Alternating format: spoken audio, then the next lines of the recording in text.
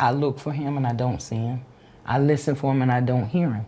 The last time Claudia Lacy saw and heard her 17-year-old son, Lennon Lacy, was around the time he snapped this selfie. The caption, "Last night pic before the game." Lennon was a high school student in Bladenboro, North Carolina, and a lineman on the football team focused on a professional football career.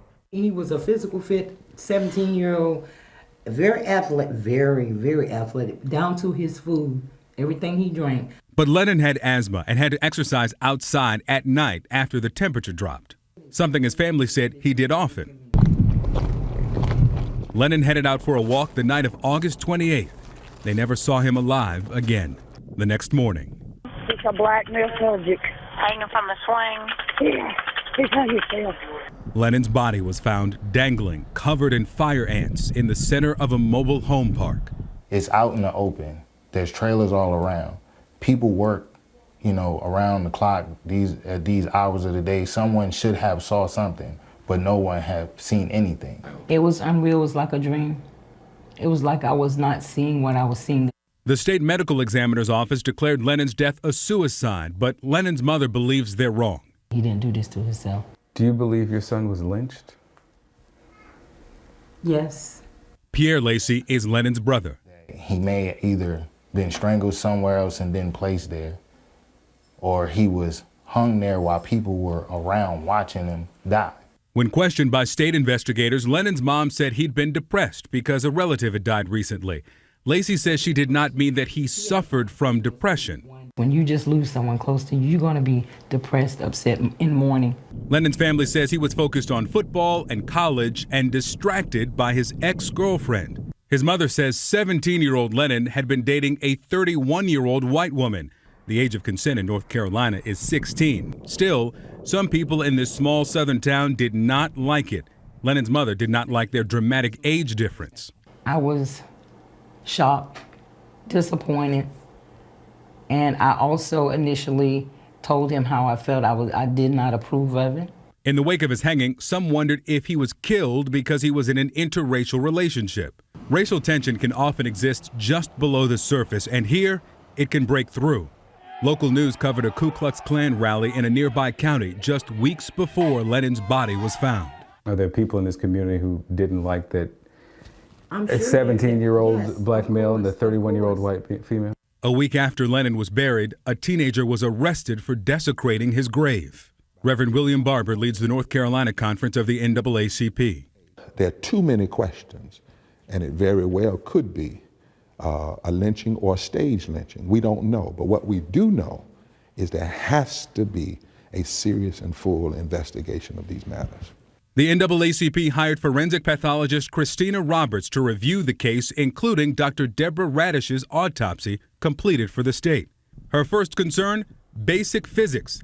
Lennon was 5'9". The crossbar of the swing set is 7.5 feet off the ground.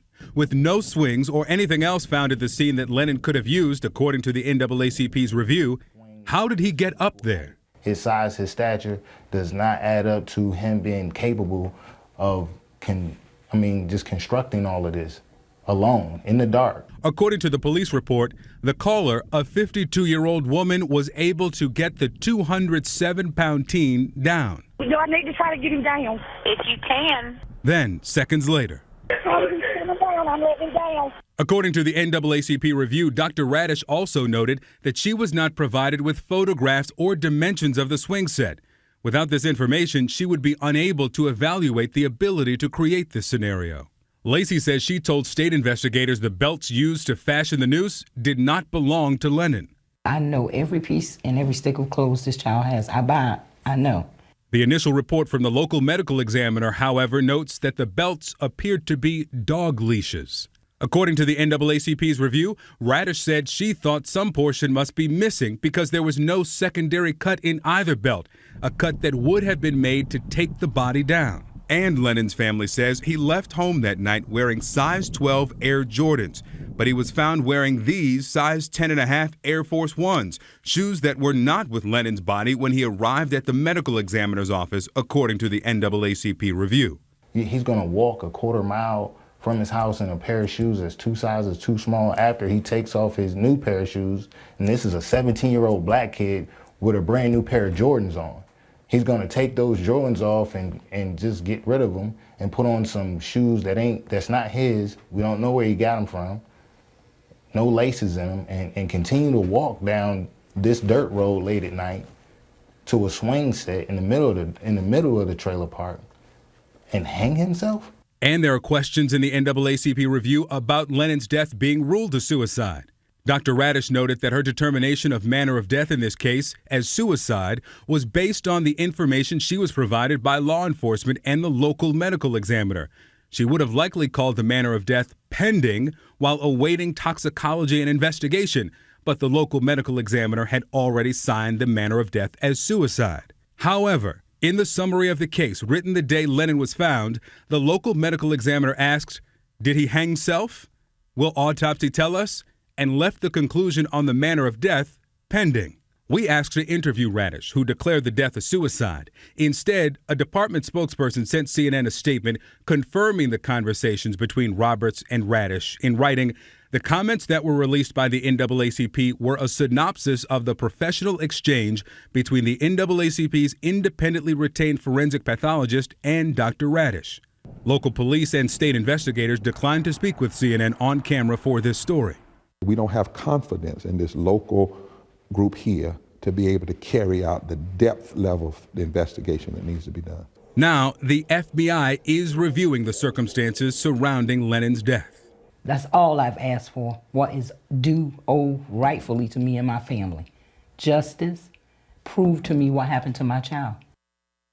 Well, as for the local police department, because of its small size, it's an 11-person department. It says it referred this case to the North Carolina State Bureau of Investigation. Now, so far, that agency has only acknowledged that it has the case, but had no further comment.